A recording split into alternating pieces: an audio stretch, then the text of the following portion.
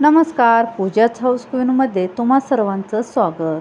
आज आपण आचारी पद्धतीने वांग बटाट्याची ग्रेव्ही भाजी बनवणार आहोत. एक विनंती आहे, जर माझ्या रेसिपीज तुम्हाला पाहायला आवडत असतील तर प्लीज चॅनलला सबस्क्राईब करा. चला तर मग रेसिपीला सुरुवात करूया. आता पहिल्यांदा आपण इथं वाटण बनवून घेणार आहोत. त्यासाठी 2 चमचे मी सुकं खोबरं घेतलेलं आहे, आलं, लसूण आणि कोथिंबीर. आता आपण हे पाणी न घालता वाटण करून घेणार आहोत. त्यानंतर इथं मी एका पॅनमध्ये एक 4 ते 5 चमचे तेल घेतलेलं आहे. या भाजीसाठी तेल थोडंसं जास्त लागतं. त्यानंतर अर्धा चमचा जिरे, मोहरी आणि अर्धा चमचा हिंग घालून छान असं परतून घेतलेलं आहे. आता आपण जे वाटण बनवून घेतलं आहे ते वाटण मी ह्याच्यामध्ये घालून घेते आणि छान असं तेलामध्ये हे वाटण आपण परतून घेणार आहोत. इथं तुम्ही बघू शकता, मस्त असं आपण हे वाटण परतून घेतलेलं आहे.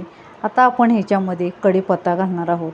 कढीपत्ता घातल्यानंतर परत एकदा हे छान असं परतून घेणार आहोत.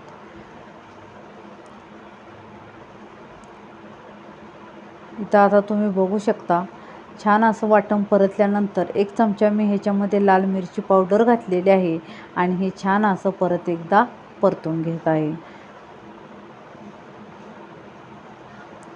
आता आपण ह्याच्यामध्ये अर्धा चमचा हळद, 1 चमचा धने पावडर घालूयात आणि परत एकदा हे छान असं मसाल्यामध्ये परतून घेणार आहोत. इथं तुम्ही बघू शकता, मस्त असं मसाल्याला तेल सुटलेलं आहे.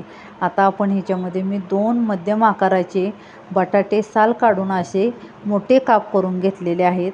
आता हे बटाटे घालून आपण छान असं परतून घेणार आहोत, कारण आपण पहिल्यांदा बटाटे थोडेसे शिजवून घेणार आहोत. कारण वांगी टाकल्यानंतर वांगं शिजायला वेळ लागत नाही, पण बटाटा शिजायला वेळ लागतो, म्हणून अगोदर आपण बटाटा शिजवून घेणार आहोत. आता झाकणी लावून एक 3 ते 4 मिनटं बारीक गॅसवरती आपण हे बटाटा थोडासा शिजवून घेणार आहोत.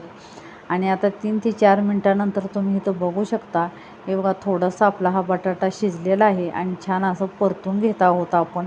आता आपण ह्याच्यामध्ये वांगी घालणार आहोत. इथं वांग्याचे पण मी मोठ्या फोडी करून घेतलेल्या आहेत. एक 4 वांगी घेतलेले आहेत आणि त्याच्या अशा मोठ्या फोडी केलेल्या आहेत. या भाजीसाठी वांगा आणि बटाट्याच्या फोडी मोठ्या करा, कारण त्या खूप खायला टेस्टी लागतात. आता ही छान असं वांगं आपण ह्या भाजीमध्ये एकदम मिक्स करून घेणार आहोत. त्यानंतर अर्धा चमचा लाल तिखट, कांदा मसाला 1 चमचा आणि चवीपुरतं मीठ घातलेलं आहे. तिखटाचं प्रमाण तुम्ही तुमच्या आवडीनुसार कमी जास्त करू शकता. इथं बघू शकता, भाजी छान अशी परतून झालेली आहे. त्यानंतर आता आपण ह्याच्यामध्ये गरम पाणी घालणार आहोत. इथं मी 1 ग्लास गरम पाणी घेतलेलं आहे. गरम पाणी घातल्यानंतर हे परत एकदा छान असं हलवून घ्यायचं आहे आणि आता आपण ह्याच्यामध्ये शेंगदाण्याचा कूट घालणार आहोत. तुमच्या आवडीनुसार तुम्ही शेंगदाण्याचा कूट स्किप पण करू शकता. शेंगदाण्याचा कूट घातल्यानंतर हे छान असं परतून घ्यायचं आणि परत आपण ह्याला झाकण लावून एक 7 ते 8 मिनटं बारीक गॅसवरती आपण ही भाजी छान अशी शिजवून घेणार आहोत. 7 ते 8 मिनटानंतर हे बघा, तुम्ही इथं बघू शकता, मस्त अशी आपली भाजी ही तयार झालेली आहे. आता आपण बटाटा शिजला आहे की नाही हे चेक करणार आहोत.